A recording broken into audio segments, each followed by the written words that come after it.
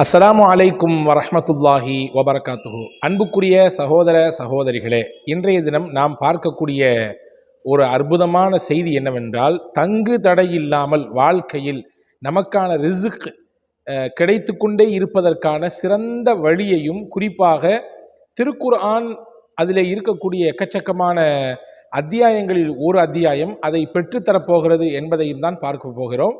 காணொளியை முழுமையாக பாருங்கள், இறுதி வரை பாருங்கள். சிறந்த பலன் உங்களுக்கு கிடைக்கும் என்று நான் நம்புகிறேன். உங்களுக்கான தேவைகளை, உங்களுக்கான விஷயங்களை நீங்கள் இந்த காணொளிக்கு கீழே இருக்கக்கூடிய கமெண்ட்ஸிலே பதிவு செய்யுங்கள். அவசியமாக அதுவும் கருத்தில் கொள்ளப்படும் என்பதையும் உங்களுக்கு நான் தெரியப்படுத்துகிறேன்.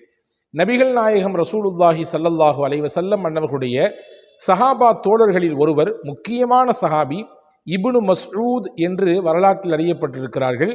அவர்களின் முழு பெயர் அப்துல்லாஹ் இப்னு மஸ்ஊத் ரலியல்லாஹு தஆலா அன்ஹு.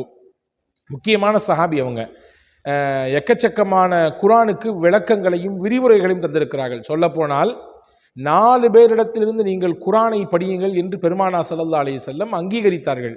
4 பேரிடத்திலிருந்து ஹுதில் குர்ஆன மின் அர்பா, 4 பேரிடத்திலிருந்து குர்ஆனை நீங்கள் எடுத்துக்கொள்ளுங்கள்.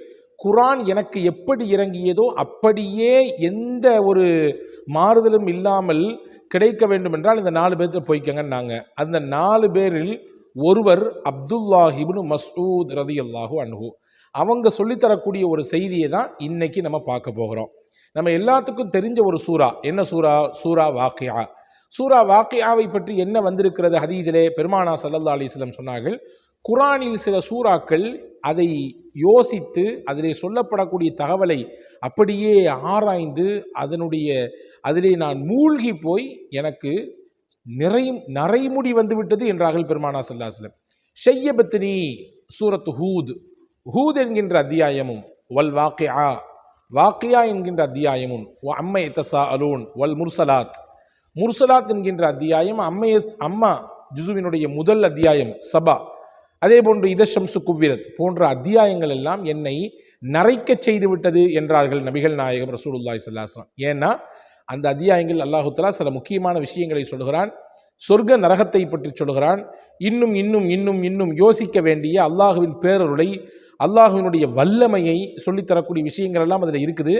அதை நான் யோசித்து யோசித்து யோசித்து ஒரு கட்டத்தில் அதுவே எனக்கு நிறை வருவதற்கு காரணமாகனது என்று பெருமானா ஸல்லல்லாஹு அலைஹி வஸல்லம் சொன்னாங்க. அப்படிப்பட்ட அத்தியாயங்களில் ஒன்று சூரத்துல் வாக்கியா என்பதை நாம் இங்கே புரிந்து கொள்கிறோம்.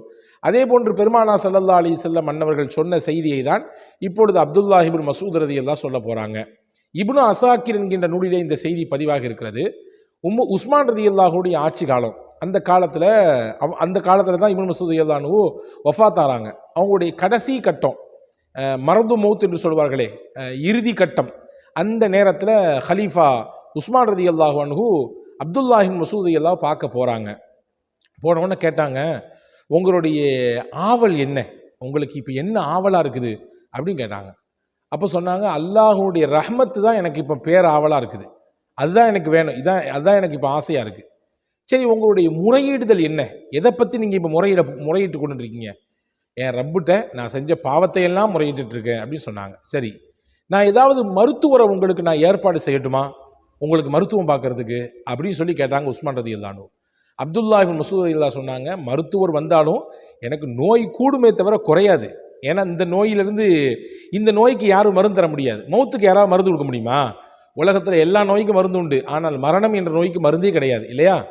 அப்போ இந்த நோய்க்கு கூடுமே தவிர மருத்துவர் வந்தால் அது குறையெல்லாம் செய்யாது அப்படின்னு சொன்ன உடனே புரிஞ்சுக்கிட்டாங்க ஹலீஃபா உஸ்மான் ரலியல்லாஹு அன்ஹு. மரணத்தின் விளிம்பு நிலையில் இருக்கிறார் இப்னு மஸ்ஊத்ன்றதை புரிஞ்சுக்கிட்டு, சரி உங்களுக்கு நான் ஏதாவது செய்யணும்னு ஆசைப்பட்றேன், பொருளாதார ரீதியாக உங்களுக்கு ஏதாவது சில உதவிகள் செய்யணும்னு ஆசைப்பட்றேன். ஏன் அப்படின்னு கேட்டாங்க இப்னு மஸ்ஊத் ரலியல்லாஹு அன்ஹு.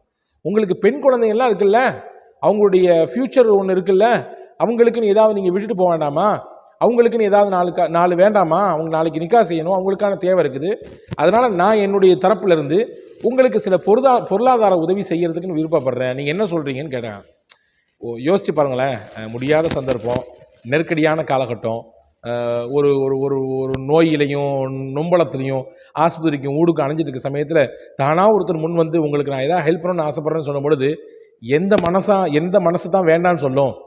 பெருந்தன்மையோடு சில மக்கள் வேண்டாம் என்று நினைத்தாலும் கூட அவங்களுடைய ஆள் மனதிலிருந்து மனசில் அவங்களோ அல்லது அவங்கள சார்ந்தவங்களோ ஏங்க வர்றது ஏன் நீங்கள் வேணாம்னு சொல்கிறீங்க, ஏன் தட்டி விடுறீங்க, வாங்கிக்கங்க, அல்லாஹ் தர்றது தானே இது அப்படின்னு சொல்லிடுவோம். அது யதார்த்தம் அதுதான். ஆனால் இப்னு மசூத் ரலியல்லாஹு அன்ஹு அந்த நேரத்திலே ஹலீஃபா உஸ்மான் ரலியல்லாஹு இடத்திலே சொன்னார்கள், வேண்டாம் ஹலீஃபா, உங்களுடைய இந்த உயர்ந்த உபகாரத்திற்கு அல்லாஹ் உங்களுக்கு கூலி கொடுப்பான். ஆனால் என் பெண் பிள்ளைகளுக்கு நான் சூரத்துல் வாக்கிஆவை கற்றுக் கொடுத்திருக்கிறேன். ஒவ்வொரு நாள் இரவும் அவர்கள் வீட்டிலே ஓதி வருகிறார்கள். என் நபி சொல்ல நான் கேட்டிருக்கிறேன். அப்துல்லாஹ் இப்னு மசூத் ரலியல்லாஹு சொன்னாங்க, எந்த நால்வரிடத்திலிருந்து குர்ஆனை படித்துக் கொள்ளுங்கள் என்று பெருமானார் சொன்னார்களோ அந்த நால்வரில் ஒருவராக இருக்கக்கூடிய ஹஸ்ரத் அப்துல்லாஹ் இப்னு மசூத் ரலியல்லாஹு சொல்றாங்க, என் நபி சொல்ல நான் கேட்டிருக்கிறேன், மன் கரஅல் வாக்கிஅத மன் கரஅல் வாக்கிஅத ஃபீ குல்லி லைலத்தின் லன் துசிபுஹு ஃபாக்கத்துன் அபதா. யார் ஒருவர் ஒவ்வொரு நாள் இரவிலும் சூரா வாக்கியாவை ஓதுகிறாரோ ஒரு பொழுதும் அவர்களுக்கு வறுமை வராது, ஒரு பொழுதும் அவர்களுக்கு ஏழ்மை வராது, பொருளாதார நெருக்கடி வராது. ரசூலுல்லாஹ் சொல்லி நான் கேட்டிருக்கேன். என் பிள்ளைகளுக்கு நான் அதை சொல்லி கொடுத்துட்ருக்கேன். அவங்க டெய்லி அதை ஓதிட்டும் இருக்கிறாங்க. எனவே ஹலீஃபா உஸ்மான் அவர்களே, எனக்கு உங்கள் பொருளாதார உதவி வேண்டாம். ஏன்னா அல்லாஹ் என் பிள்ளைகளுக்கு வறுமையை தரமாட்டான், என் பிள்ளைகளுக்கு ஏழ்மையை கொடுக்க மாட்டான், பொருளாதார சிக்கலை தரமாட்டான். ஏன்னா அவங்க வாக்கியாக ஓதுறாங்க.